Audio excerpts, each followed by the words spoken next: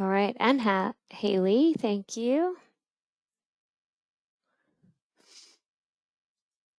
All right, we'll wait a couple more minutes. Hopefully Titus joins us.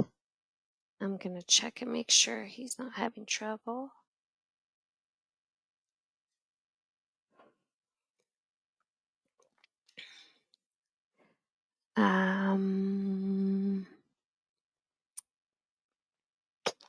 Looks like more people are still joining, so that's great. I'll just welcome everybody as they start to come in.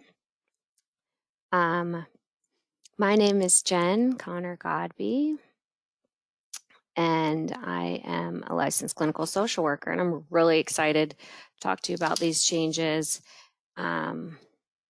today. So, yeah.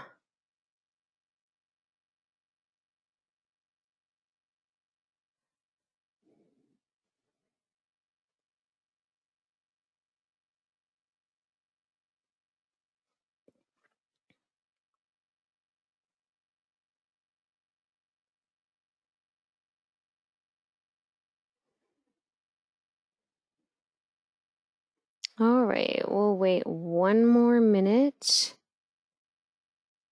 It's nice to see everyone arriving. Happy lobby day.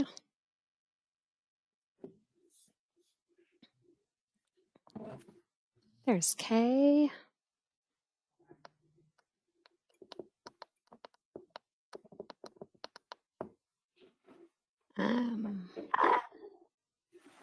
All right.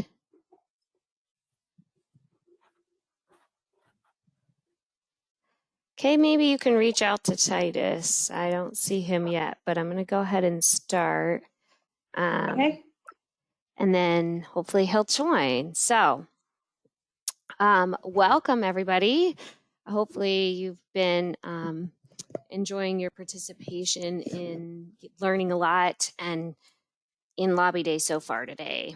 I am so excited to be presenting on this topic. It is one that I've been involved with, well, in some way or another for a long time, right? Since I've been a social worker now for more than 20 years. So I'll go ahead and get started. Please put your questions in the chat. And we'll try to pay attention to those as we go. If you have questions at the end too, I'll take them. So either way is fine with us. Okay. Hopefully everyone's in the right place and ready to talk or listen and both about clinical supervision changes in Kentucky. I see Titus. Oh, great. I wanted to let him introduce himself too. So Titus, if you want to turn your video on and say hi, so we can be our co-presenters.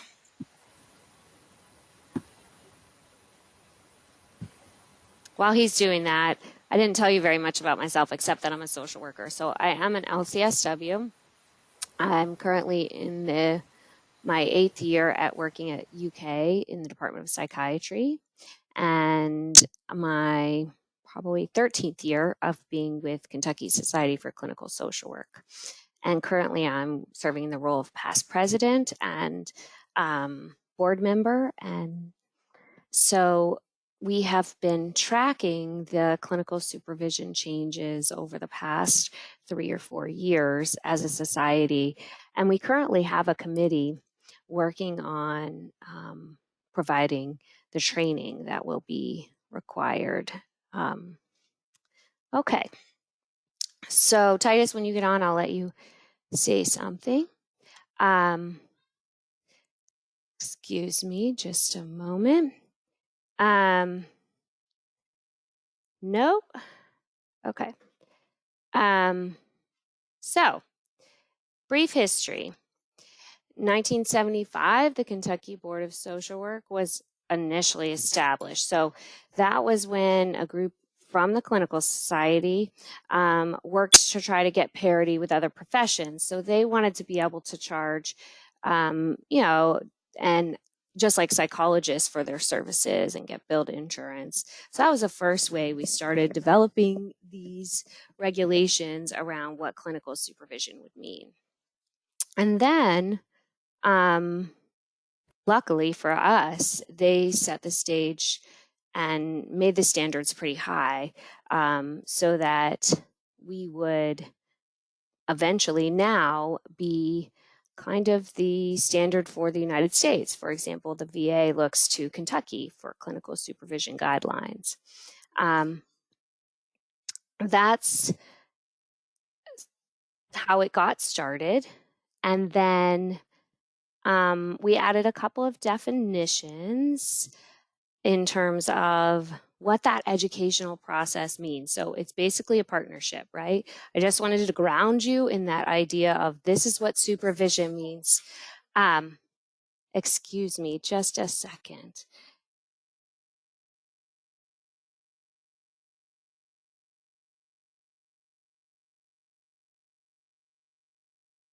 Sorry about that. I hope you guys are all working at home too and understand how this goes.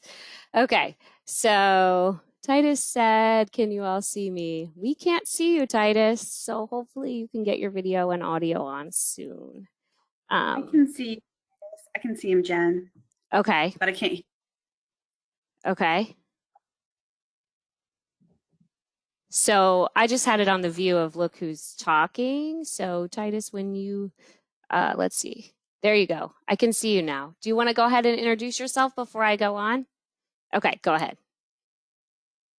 Okay.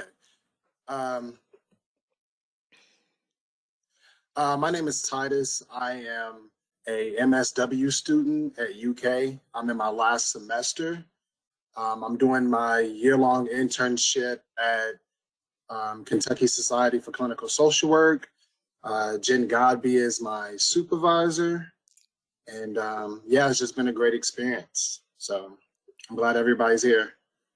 Awesome. And I'm so excited to do this together with you because we have that kind of partnership that we're going to be talking about today. So we hope to be able to draw on that work that we're doing together in this presentation. So moving through the history, because we got a lot of other things to talk about. And like I said, this is very brief. But the standards that we discussed were revised in the 90s to include more training for supervisors and more detailed contracts, the contracts that you've maybe been introduced to that we have now today. We did also include the NASW and the ASWB have best practice standards in social work supervision. I have those links at the end of this presentation for you to be able to review. So the impetus for this presentation today is that the current board has been gathering data. They did a survey several years ago. They've been working for the last several years to revise our current clinical supervision standards to be more in line with other states, to address some of the concerns that have been brought up by social workers in our state as well. I know that Titus has participated as well as I have, and many of you, I hope, have participated in the Kentucky Board of Social Work meetings. About a year ago, when we were faced with this pandemic, they started putting those meetings online, which have actually made them more accessible to all of us. So I highly encourage that on the second Tuesday of any month, you can go at 11:30 to the Board of Social Work website and click on that meeting link and attend. So, okay, I just got a message. Are you guys not seeing the PowerPoint? Because I'm looking at it, but maybe you're not. So let me check. Okay, thank you so much. Now can you see it? Yes, okay, the no's are turning to yeses. Good, awesome, okay. Sorry about that, guys. I must have stopped it in my interruption dealing with. Okay, so now we're going to talk about those current standards. Yes, Amy, technology is fun. So sometimes really fun, like allowing us to go to the board meetings, and sometimes like maddening, right? Okay, so here's a summary of those current standards. Currently, the big number that has been most discussed in the change is the 200 hours. So currently 100 of those must be individual, 100 can be group. And you must complete those before you can take the Lcsw exam. You have to have a supervisor of record, but you can have additional supervisors, like those might be your group supervisors. I'm not going to read to you the big paragraph there in the middle, but I want you to take away from that that's where you find the information about how much time do I have to work and what counts. When Titus and I were preparing for this, he had those questions too. So I'm going to let you, Titus, kind of talk about a little bit about how that answers those questions and what the current standards are in terms of what do you have to do to get your license currently.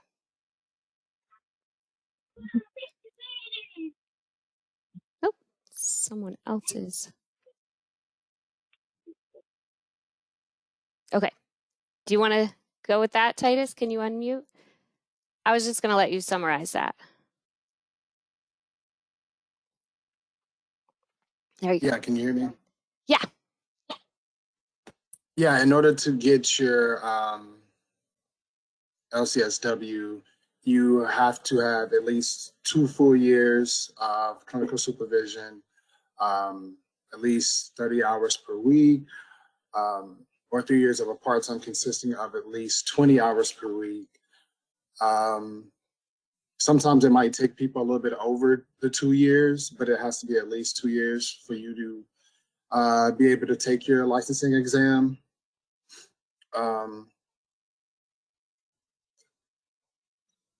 But I think that's really the gist.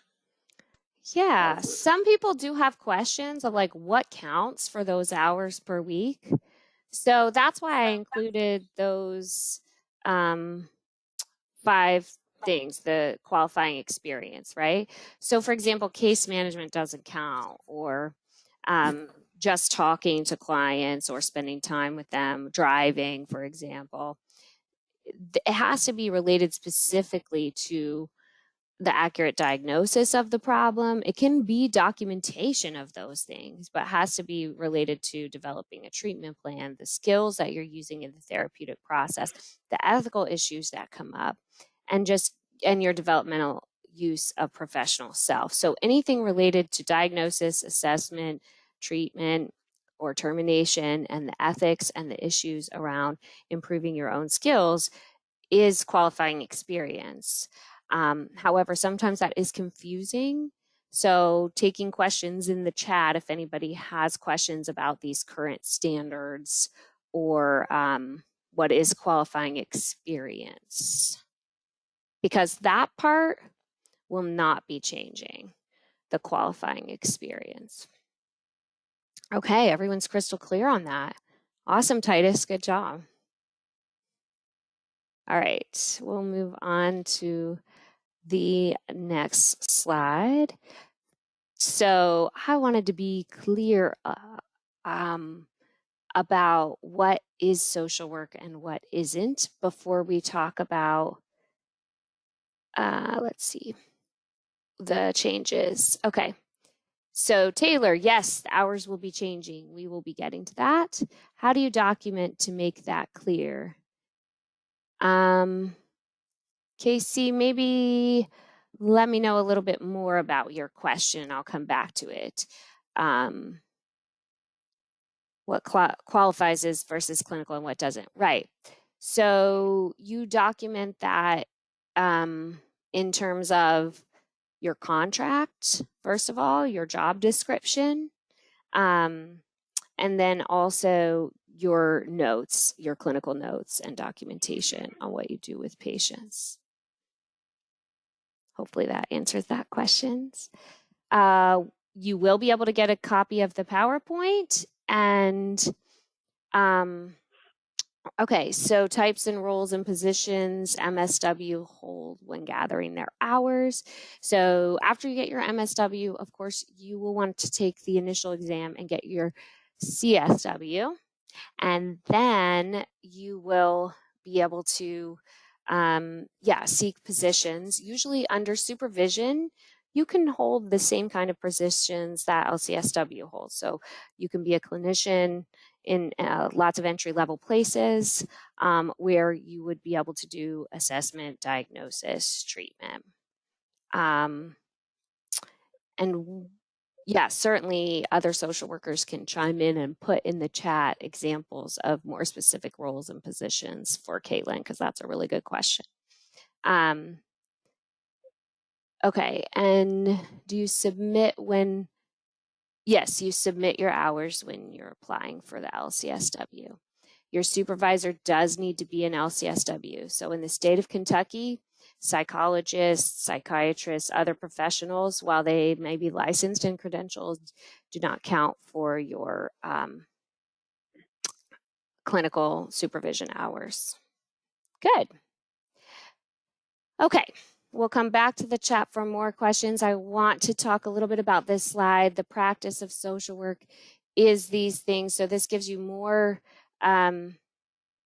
specific points on what competencies and skills you need to be a licensed clinical social worker. So you need to be able to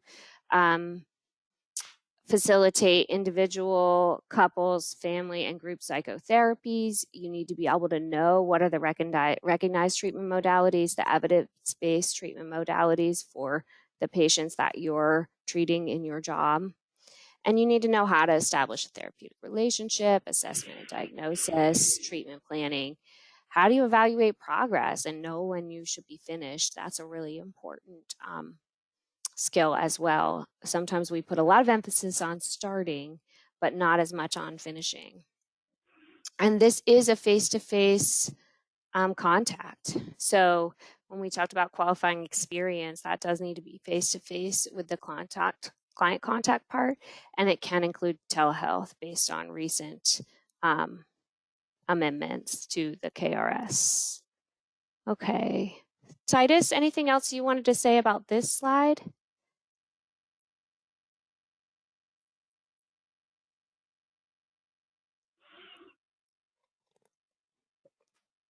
Okay, can you hear me? Yeah. Yeah, I was looking at one of these chat questions by Casey in the chat box. Okay. So do you submit a job description, clinical notes, roles and responsibilities to confirm your clinical hours? So yeah, we will get to that, Casey, but yes, you submit a job description. You don't usually submit your clinical notes, but you do a contract that outlines your roles and responsibilities. Yes. Amy also asked the question about counselors or other therapists, like there's licensed clinical counselors and there's marriage and family therapists. Those people can be invaluable for consultation, and they have lots of knowledge and experience to share and can be great colleagues, but they cannot be your clinical supervisor. So, okay. And yes, so you have to have a assigned job description that shows you're performing a clinical role and a contract with your LCSW supervisor. Okay. Can clinical hours expire? Yeah, Kelly, that's a good question too. So your clinical hours do expire eventually. You do need to submit them within 5 years. So we talked about, Titus mentioned it's a 2-year minimum, but 5-year maximum. You can get an extension on that, but you need to communicate with the board in order to allow that. In addition to them being an LCSW, they do need to be a registered supervisor. Yes, Caitlin, and we'll talk about the training requirements that will change for LCSW supervision for sure. Yes. Okay. Anything else? Questions about what the practice of social work is? So that hopefully everyone knows here that, you know, when you're looking to do clinical supervision, that you are that qualifying experience is all in the practice of social work. Okay. So here's where we get to the changes to answer the question about how will the hours changed. So there was a lot of debate. A survey with over 3,000 responses went out across the state of Kentucky of current CSWs and LCSWs, ranging from increasing the hours from 200 to more, to people who wanted the hours to go all the way down to 50, which is the very least any state has. And the average between states is currently in the 120s. A lot of states have around 99, 100, 110, 20. I think that our state has finally agreed on a compromise of 150. There were a lot of folks who wanted to keep it at that 200 because, like I mentioned at the top of the hour, we kind of set the standard for clinical supervision initially. And so there's a long history with having a high standard. And for some people, the question is, does that high standard go along with having more hours? Our hope is that with this compromise, while we increase the hours, we're also, or decrease the hours, sorry, we're going to increase the quality of clinical supervision that is offered and received. And that change may hopefully in part come from the training that's been added. So what happened? I'm not sure that person is talking to me. I'm going to go ahead. So supervisors currently do a 3-hour training. So when somebody asks earlier about LCSW supervisors, we mentioned that you do have to be registered and you do have to complete the training for supervision. You do also have to be an LCSW for at least 3 years before you can be a supervisor. So it's not something that happens automatically, but we're changing that now to 6 hours of training, which will include best practices in supervision, as well as the legal and ethical requirements, which was the basis of the past training. And then there will be a refresher course and subsequent renewal periods. There has also been a lot of talk, and I'm most excited about the opportunity for clinical supervision consultation groups. So I know a lot of you out there are students. I hope there's also some supervisors in the crowd where you're thinking about, how do I be a better supervisor? And also, how do I be a better supervisee in seeking out good quality clinical supervision? My hope is that this training and the proposed consultation groups help people have the availability of more quality supervision in our state. We are also adding a one-time 1-hour overview, which the board will be sponsoring. They don't usually sponsor training, so this isn't a big new thing. The board will provide this 1-hour overview to ensure that supervisees know their knowledge, their rights, and responsibilities in this role. So that will be required before you start your contract. So we do also want to point out that while all those 150 hours could be individual supervision, 50 of them could also be group, which is a unique and very valuable experience. We'll talk a little bit more about why to do group later in the presentation, but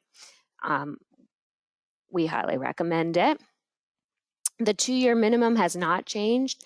That's an ASWB requirement, so a national requirement. And the qualifying experience requirements have not changed. However, telehealth is included now in qualifying experience. So, couple more questions about this slide. Will current LCSW supervisors need to complete the 6-hour training? Yes, they will. If the current legislation passes, which will be proposed in March, the LCSW supervisors will need to complete the initial 6-hour training, even though you are currently we will not be grandfathering people in as far as I understand. Amy says you teach the current course and there's so many new ones. Great. So yes, reaching out to your trainer. So CSW is hoping, Amy, and I hope we'll connect with you to be able to coordinate consultation groups. So we want to impress upon people how much we can learn from each other, and that there is an opportunity to do that by connecting with other LCSWs, sharing our breadth of experience in that area. Jay, thank you for adding. You'll keep me honest here. I appreciate that. That LCSWs will need to obtain the training. So that was my assumption, and I'm glad you clarified. What does it mean 150 weekly individual is at least 100?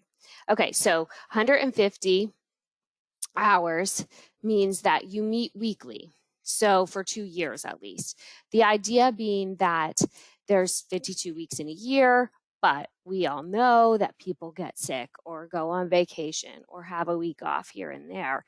So, or have an appointment or miss supervision. So during that 150 hours over 2 years, you will meet approximately weekly.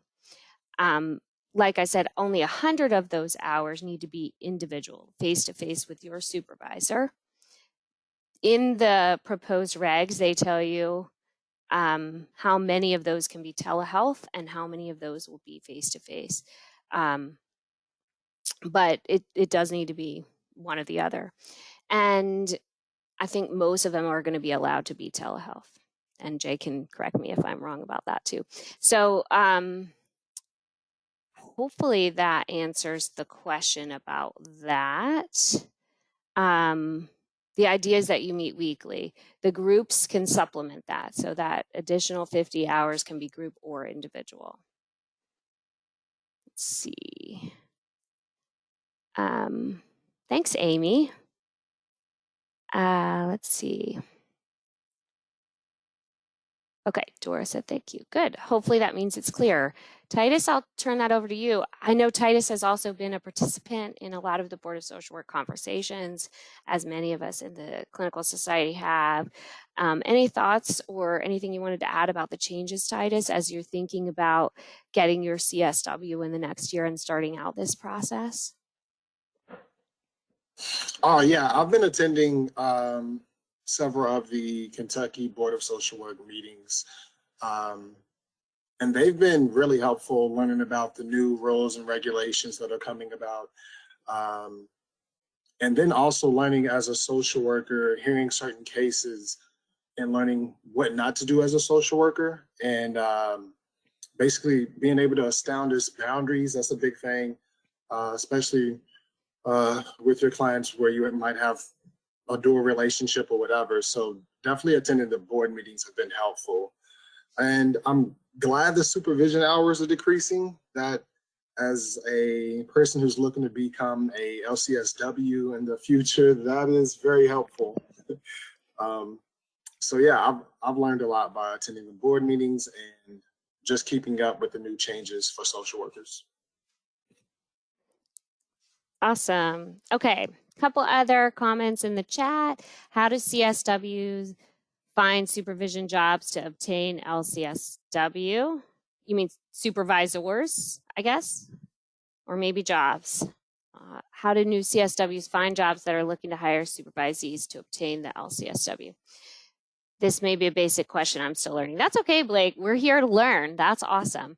So yeah, when you're looking for jobs, those are questions you would ask in your interview, is to find out more about what supervision is available. Does it qualify for your LCSW's clinical supervision? There are lots of places to look for jobs. The NASW and the CSWA both have website and boards, as well as other traditional places where you would look for jobs. But it is important to know as a supervisee, what are your responsibilities? What does that contract need to include so that you can advocate for yourself and make sure to obtain quality clinical supervision? Absolutely. Yeah, so Caitlin asked about logs. Caitlin, I'm going to put your question on hold because that is coming. We will talk about it. Okay, awesome. We're going to talk next about responsibilities. So I'll talk about the supervisor one, and then I'm going to let Titus talk about the supervisee one. Okay, so the biggest thing as a supervisee, as I'm sure those of you who are out there know, is that this person is practicing on our license. That's a big deal. It's your license, it's your liability. It's a really, I can't stress how big of a responsibility that kind of is when you think about your professional life. So you monitor and support their practice as if it was your own is kind of the way I think about it. It's like everything they do is on my license. So I want to make sure that I know what they're doing, that they're practicing in an ethical and best practice that they can possibly do. And so in doing that, it's my responsibility as a supervisor to be prepared, to make sure that I come into every supervision, having read their notes, having thought about where they're coming from, and having a strategy to help them advance their learning and their progress. So some ways to do that we'll be talking about in the supervisor training, and I hope that supervisors will seek out, like I mentioned, there's consultation groups, there's even certification programs. There's a lot of ways to get more information about how to best do supervision. And it really is on us to be prepared and to learn those best practices in supervision to be the best possible providers of that. I know that one of the biggest complaints that came out of the survey that the board did, and I know that Jay has shared this before, so I'll put it out in this group too, is that it has been very unfortunate that oftentimes in Kentucky, people have not gotten good quality supervision and don't feel prepared. We really want to change that. The Clinical Society has a mission to change that, to make sure that we have prepared and supported clinical supervisors all over our state. And telehealth and virtual platforms is a way that we can help support those who maybe couldn't come to some of our programs because of the travel and issues before. So we're excited about that opportunity. Other responsibilities of the supervisor is to give feedback, to give clear, direct, honest, and thoughtful, but also, feedback to the supervisee that it can be constructive, hopefully. We don't want to hold back that because that only interrupts somebody's growth and development as a professional. So feedback about their practice, what's going well, what they can improve on, and everything in between is a responsibility of the supervisor. Assessment of their learning and their strengths and challenges. So just like with a client, you want to match to the supervisee's strengths. What do they do well? How can you help them with their learning style? But where are the gaps? Where are the things they haven't been exposed to or learned about, or their particular challenges? The contract is a responsibility of both of us. So we have to both look at it, review it, make sure we really agree, and that all the details of our partnership are laid out there. I put the trainings down that we talked about on the last slide that will be new. But I just want to say it is your responsibility to get additional training as needed. So if supervision isn't something that you learned a lot about in grad school, which it sometimes is not, additional certification trainings are available. Scheduling time, committing your time to this process. There is oftentimes an exchange, just like a relationship that you would have in therapy. This time being set aside just for your supervisee is really important, and you guys agreeing on that. And then the continuation training and licensure renewal is important for the supervisor. All right, I'm going to turn it over to Titus for your supervisee part. Okay, as the supervisee, you want to make sure you have accurate documentation and communication. You want to make sure that when you're documenting stuff, it's concise and it's accurate. You want to be prepared as the supervisee. Preparation's important. Feedback about supervision. So it's important that when you're going through supervision, that you and your supervisor communicate pretty often, and you give them feedback if you're not getting anything out of, if you're not getting what you want to get out of supervision. You should definitely let your supervisor know that. If you are struggling in anything, it's important to communicate with your supervisor about stuff like that.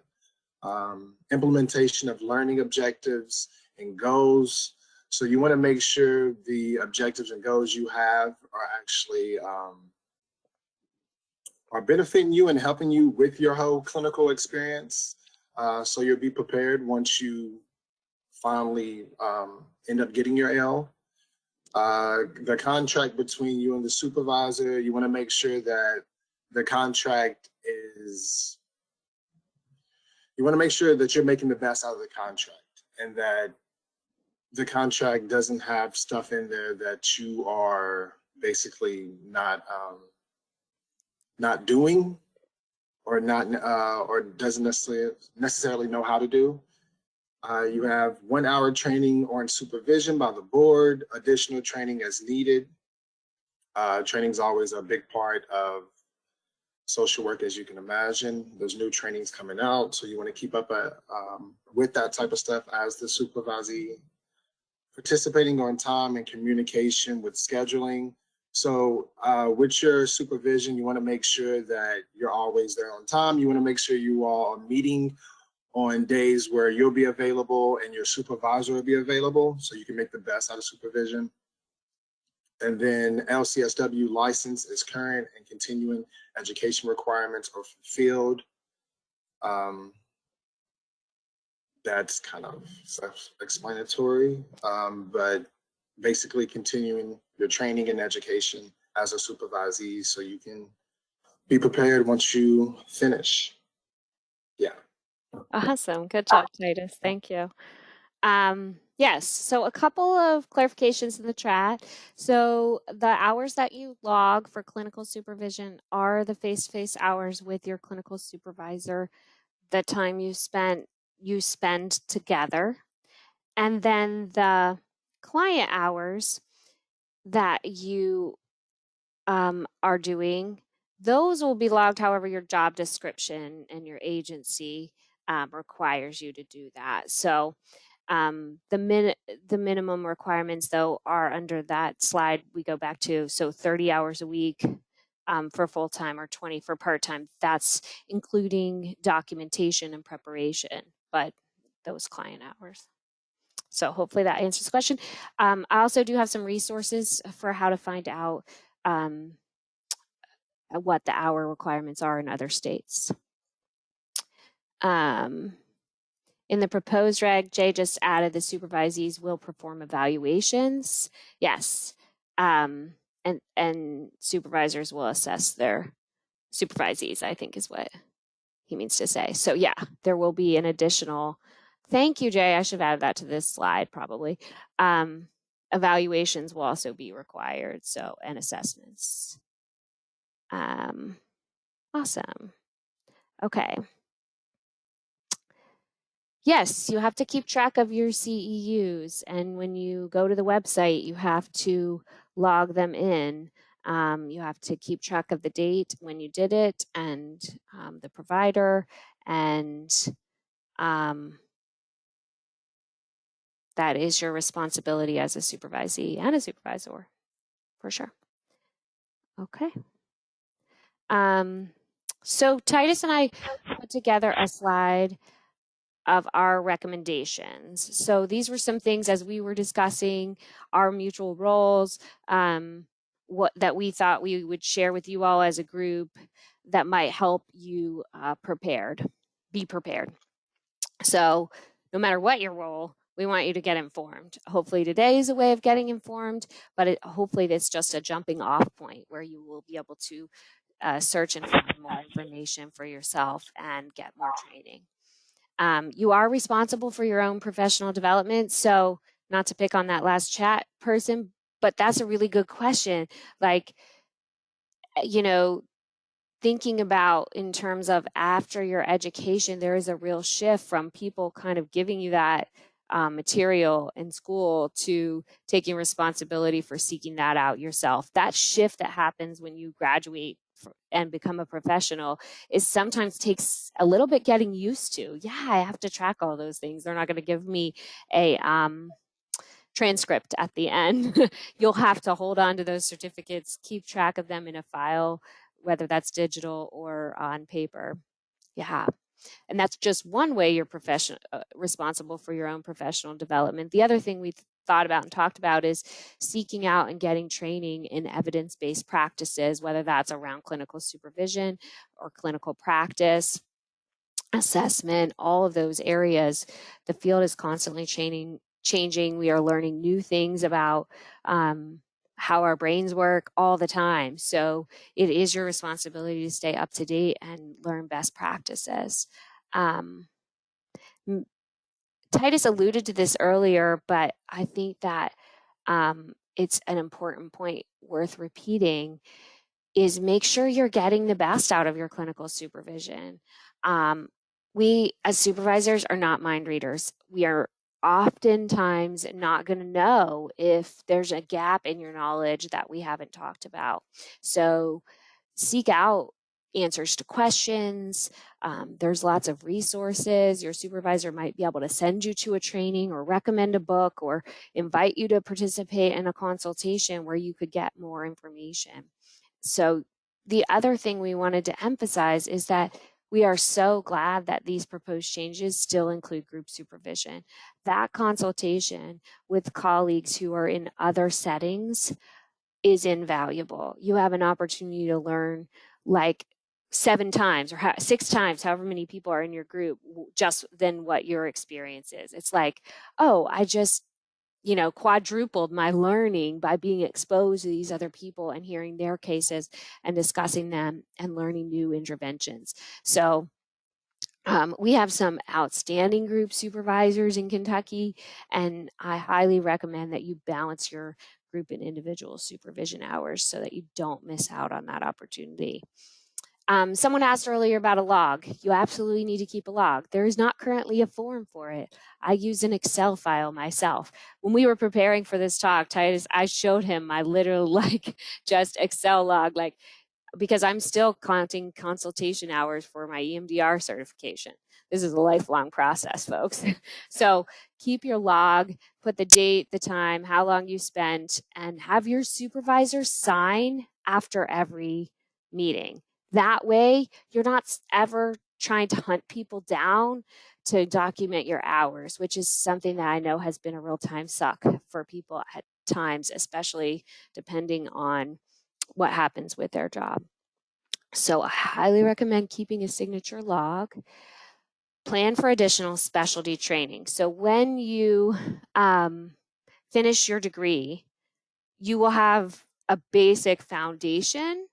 And then depending on where you see yourself and what work you'll need to do, you'll need additional specialty training in order to practice with effectiveness in this field.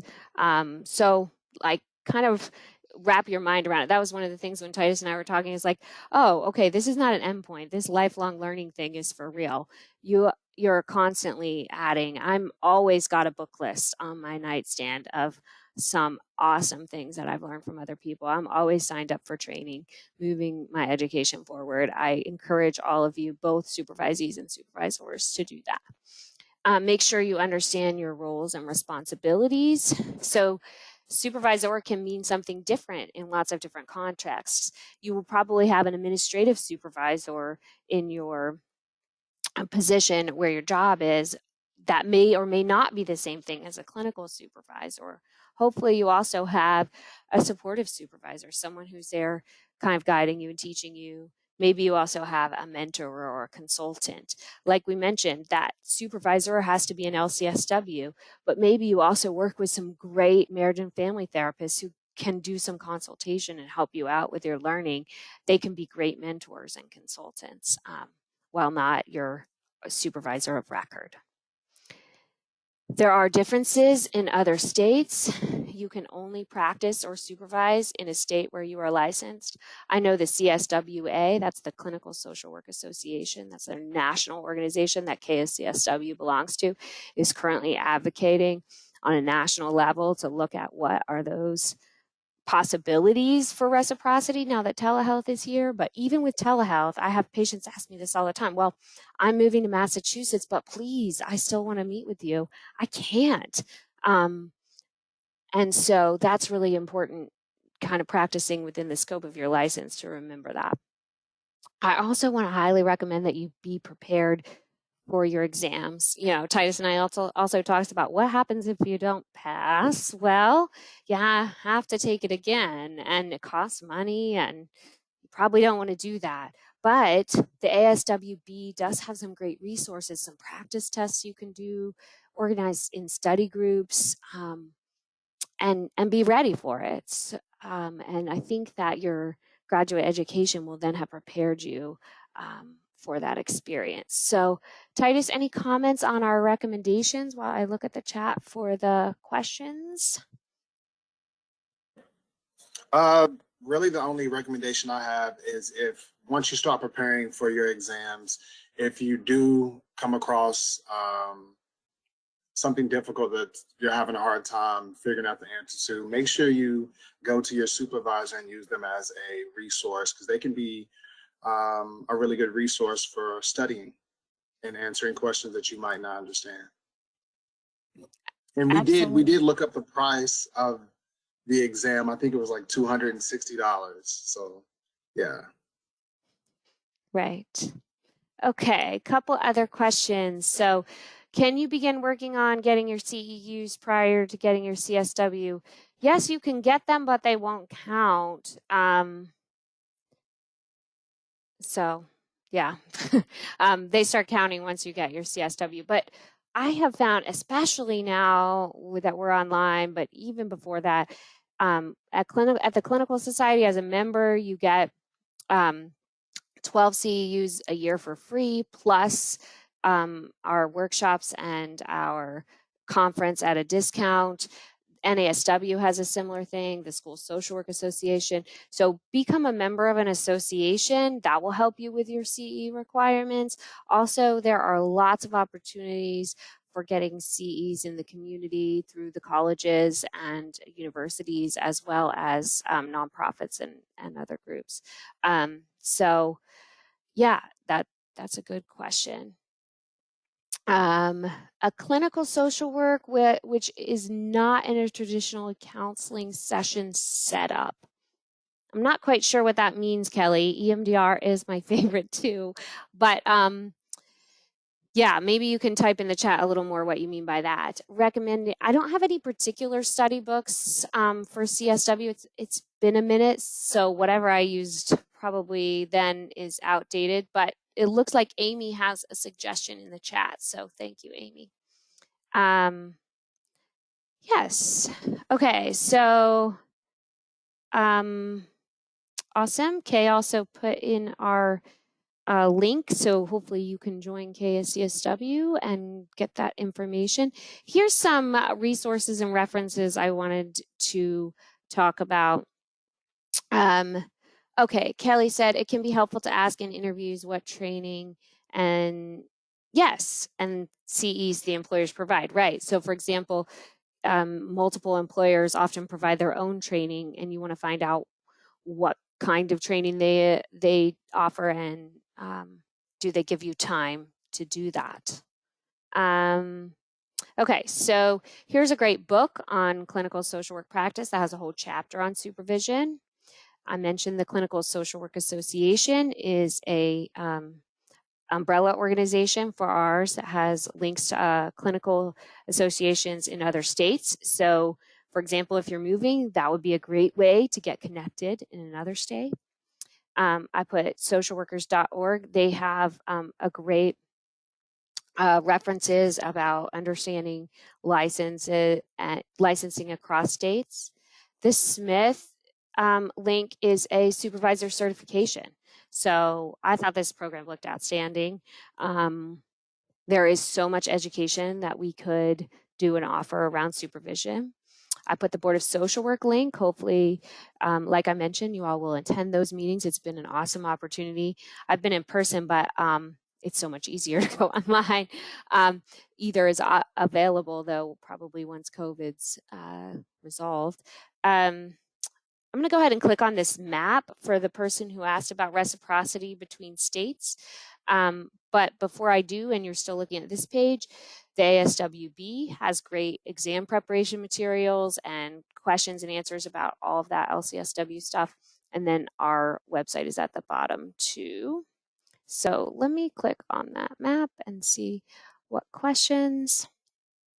Okay, so, oh, yeah, this part just, so here basically, say I was just about to move to Minnesota, which I have a fondness in my heart. The Minnesota Clinical Society for Social Work is just such a cool group of people.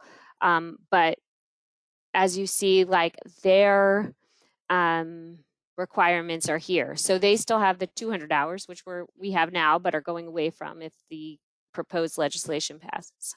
And then they explain the fees and all of that. So they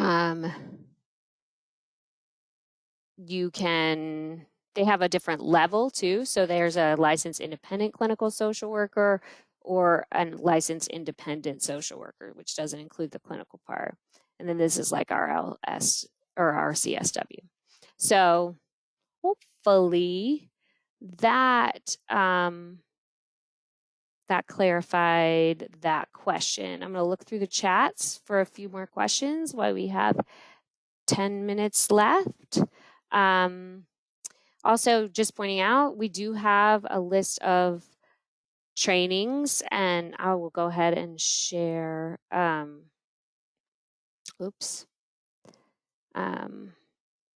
that website. If I can get to it without closing out this meeting.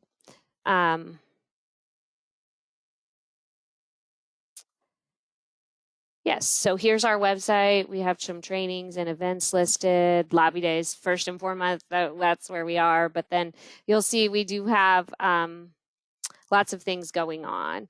We have moved our book club to tonight. We will be talking about an incredible, impactful read that we've been doing. It's The Color of Law by Richard Rothstein. If you want to join us at 6:30, follow the link on this website. That will be a fascinating conversation. Lela, thank you for clarifying, like Eastern State is not traditional counseling, but a clinical setting. That's a good example.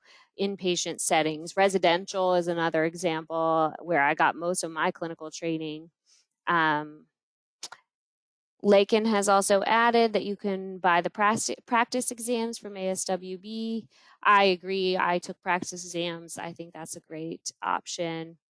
Can you take the CSW exam a little before completing your MSW? I don't think so, but I appreciate your eagerness, Kaylin. Thanks, Taylor. Can we get a copy of the PowerPoint? Yes, I will send it to Carrie for her to send out. Yes, Titus, thank you for answering that. Awesome. Oh, Jay did say you can take the exam 6 weeks before your last day of class. Okay. So he is the expert on that. They don't go over those things in school. So I am so glad you guys all showed up today. I'm going to unshare my screen. And if anybody else wants to talk out loud or put more questions in the chat, Titus, Kay, and I would be happy to answer them. We have a few more minutes before our lunch break, so Yeah. Christy asked, what's the earliest you can schedule your CSW exam? Looks like from Jay's comments, 6 weeks before class ends would be the earliest. Okay. Good. Any other questions? Will there be a train the trainers for new LCSW supervision CEUs? If so, how can we sign up? Amy, good question.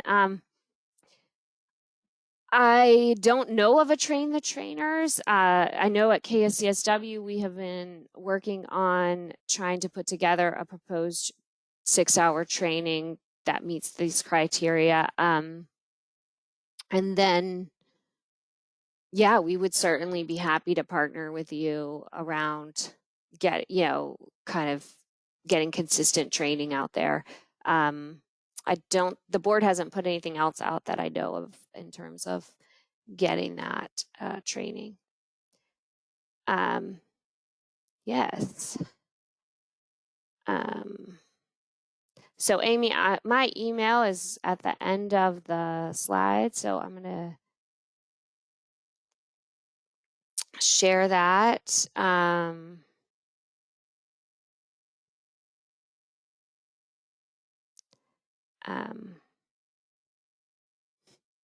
I can't see there we go.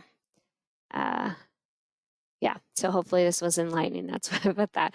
And now you know the path to go. So my email is jennifer.godby@UKY, and there's Titus's as well. So yes, please email me, Amy, and anyone else who has any questions or wants to join these efforts. Blake asked, when do the changes take effect? So I think that the proposed legislation will be reviewed in March, but that's kind of up to the legislative process. I could see them probably being, I think the last thing I saw on the board's website was June, maybe. Awesome. Thanks, Amy. I hope lots of you will join. Yes, early March. Okay, Jay, we're on the same page. So LRC hearing is in March, and June or July will be the changes. Awesome. So my hope for today, like I said, is that this kind of gives you a path forward. Is definitely not the end of your training and information about these updates and your clinical supervision journey, whether you're a supervisor or a supervisee. I hope it's just more information to kind of make the path a little bit clearer going forward.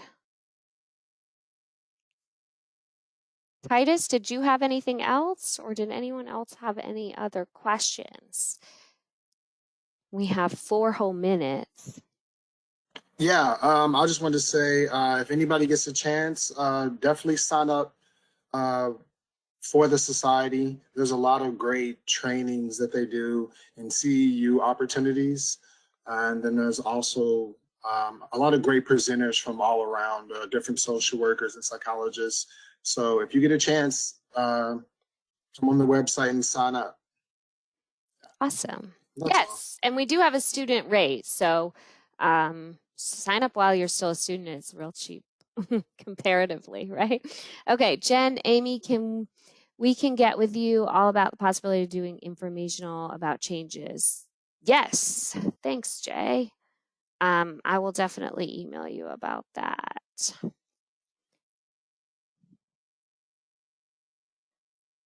Okay. If you graduate in May and take the exam, so the next step would be to get a job and to identify a supervisor who you can get a contract with. So that's probably 3 steps, but yeah. Great, Dora.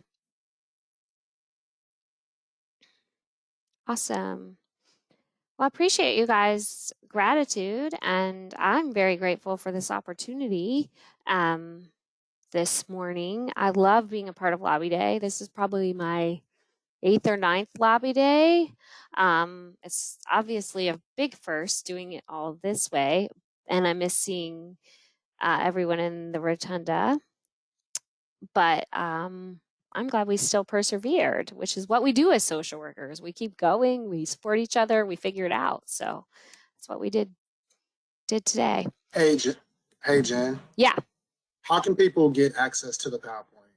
So I will send it to Carrie, who will be able to send it to everyone who's registered or put it on the YouTube or So she will figure it out. She's got all the connections.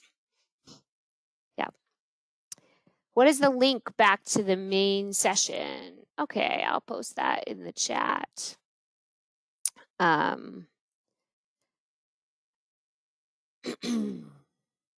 So yes, I'm glad you're thinking about that. There is an awesome rally at 1. So after you take your lunch break, please go back to the session, to the main session and participate in the rally. And then at 2 o'clock, directly following the rally, I think actually it'll be 1:45. You will see some familiar faces, but you will actually get to hear from Kay more about CSW and the other social work associations in our state. So that will be an awesome afternoon. And I hope everyone will join us. Yep. Any other questions in our last minute of time? If you're hungry for lunch, I get it.